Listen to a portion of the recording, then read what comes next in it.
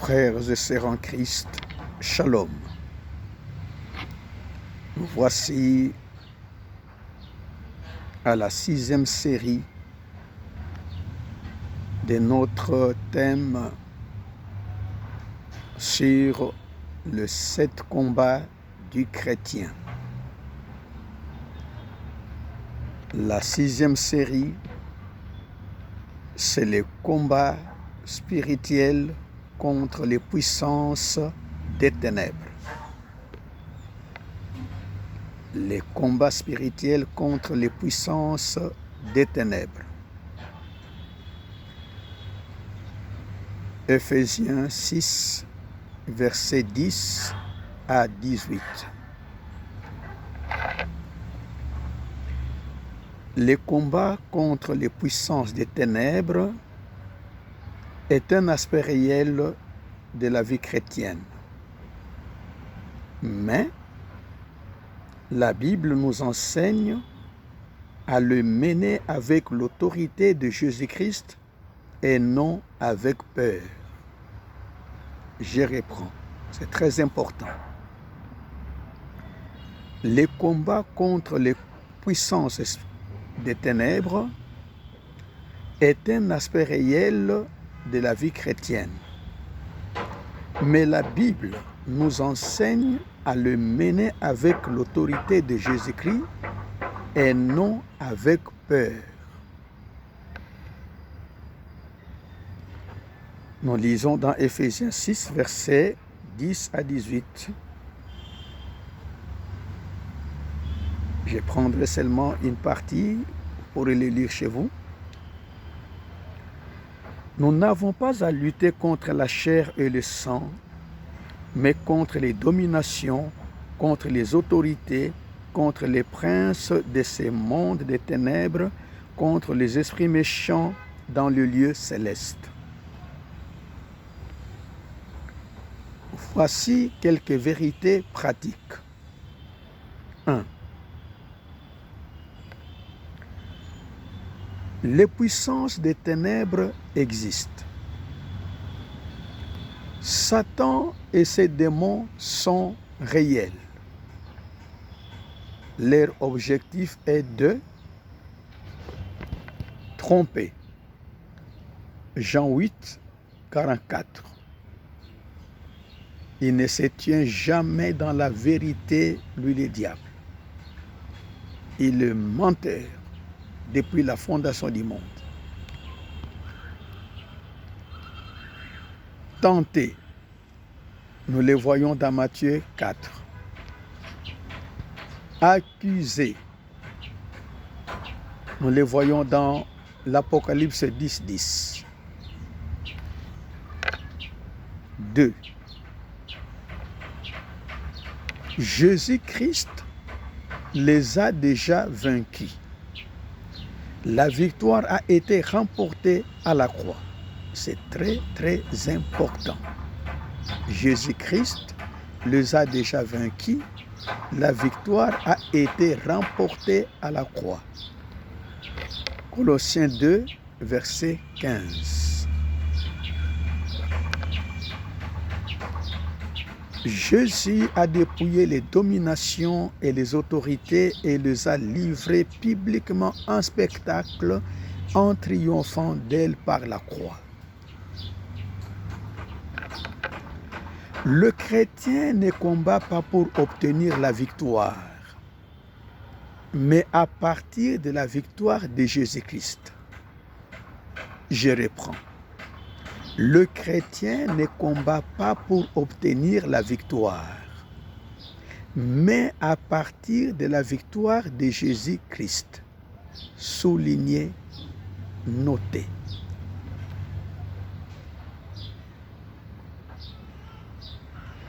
Jésus-Christ n'avait pas besoin d'une seule victoire pour lui-même. C'est pour nous qu'il a vaincu.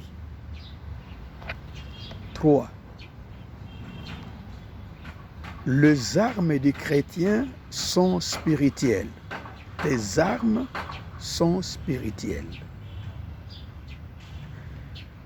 L'ennemi n'en a pas. Aucune usine de fabrication d'armement peut fabriquer ces armes.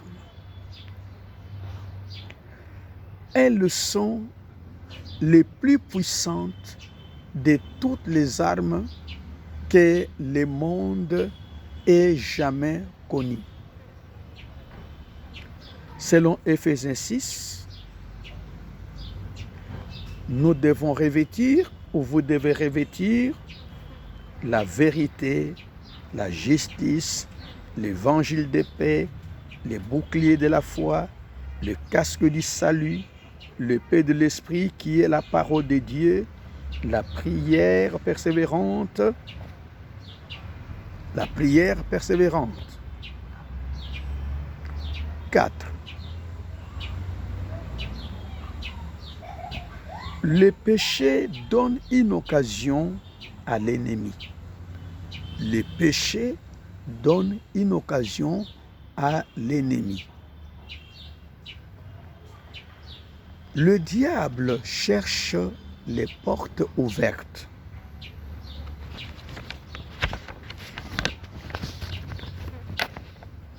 Les péchés non abandonnés, l'amertume, les mensonges, l'occultisme, la désobéissance. C'est pourquoi Jacques 4,7 dit « Soumettez-vous à Dieu, résistez au diable, il fuira loin de vous. » Soumettez-vous à Dieu, résistez au diable, et il fuira loin de vous. Satan ne peut pas résister à celui qui lui résiste. Remarquez l'ordre. Soumission à Dieu, puis résistance au diable. 5. L'autorité est en Jésus-Christ. Je répète, l'autorité est en Jésus-Christ. Le croyant n'agit pas par sa propre puissance, mais au nom de Jésus. Le croyant n'agit pas par sa propre puissance, mais au nom de Jésus. Nous n'agissons pas par notre propre puissance, mais au nom de Jésus. Luc 10, 19. Voici, je vous ai donné le pouvoir de marcher sur les serpents et les scorpions et sur toute la puissance de l'ennemi, et rien ne pourra vous nuire. Et Marc 16, 17. Voici le miracle qui accompagneront ceux qui auront crié en mon nom. Ils chasseront les démons. Matthieu 10. Il leur a conféré le pouvoir sur tous les démons et la puissance de guérir toutes les maladies et les infirmités. Ça montre que Jésus donne autorité à ses disciples sur les puissances des ténèbres. Ça montre que Jésus donne l'autorité à nous, ses disciples, sur des puissances des ténèbres. 6. La vigilance est nécessaire. La vigilance est nécessaire. Pierre écrit, « Soyez sobres, veillez. Votre adversaire, le diable, rôde comme un lion rugissant, cherchant qui il dévorera. Résistez-lui avec une foi ferme. » 1 Pierre 5, versets 8 à 9. En pratique, comment combattre? Marcher dans l'obéissance à Dieu. marchez dans l'obéissance à Dieu. Lisez et méditez la parole de Dieu. Lisez, méditez, étudiez la parole de Dieu. Priez avec persévérance. Priez avec persévérance.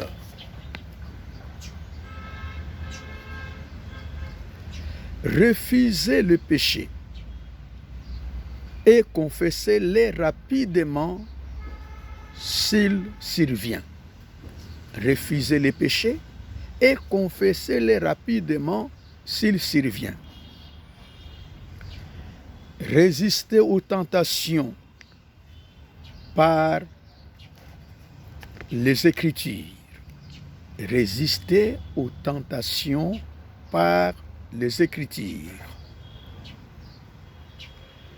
Déclarez votre confiance en Jésus-Christ. Déclarez votre confiance en Jésus-Christ. Restez dans la communion avec les autres croyants.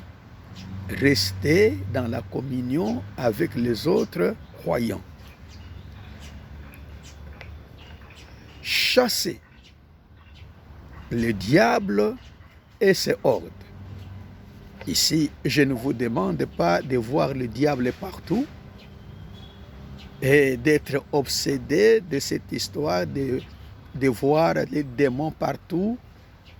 Non, je vous dis que si les démons sont là, premièrement, ils seront dans la fourbe, ils auront trop peur, ils vont trembler à cause de Jésus-Christ qui est en vous. Et si vous vivez en communion avec Jésus, en relation avec lui, vous n'aurez pas besoin de vous adresser à un démon, lui dire au nom de Jésus pars. Les démons, dès qu'il vous verra Jésus-Christ et il va s'en aller. Vous pouvez aller dans un village plein de sorciers sans crainte et y rester là et dormir calmement. Vous pouvez serrer la main à un grand féticheur, un grand marabout, sans avoir peur de lui. Et quand les démons, par moment, vous pouvez les chasser au nom de Jésus. Mais je vous dis que la présence de Christ chasse les démons. Je vous ai donné un enseignement sur les 15 choses que les démons ne supportent jamais. Entre autres, la présence de Christ en vous, votre relation, votre communion avec Jésus-Christ met le diable par terre. Aucun sorcier, aucun magicien, aucun féticheur peut bouger, toucher celui qui est en relation avec Jésus-Christ. Remplacez, détruisez les autels des ténèbres, c'est ce que je voulais dire. Détruisez les autels des ténèbres, ça existe. Les gens qui parlent contre vous, les raconteurs, les complots formés contre vous, votre famille, votre ministère, votre église, vous devez les détruire. Il y a aussi ce que moi j'appelle les autels circonstanciels. On les verra dans d'autres leçons. C'est comme je les appelle aussi des Sambala, des Tobija. Vous devez les détruire. Ils sont là. Lorsque vous voulez faire les biens, ils sont là pour vous empêcher, pour vous détruire. Ils font des calculs. Vous devez détruire ces autels maléfiques et le remplacer par l'autel de Jésus-Christ.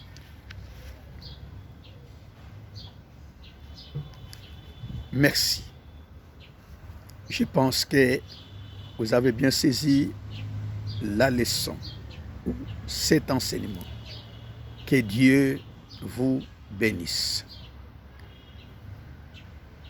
Je vous demande de partager ces enseignements, de les envoyer à d'autres frères et sœurs à travers le monde et de demander à ceux qui ne se sont pas encore abonnés à la chaîne de s'abonner. Et si vous aussi n'êtes pas encore abonné, abonnez-vous à la chaîne pour des prochains enseignements bibliques. Que Dieu vous bénisse. Amen.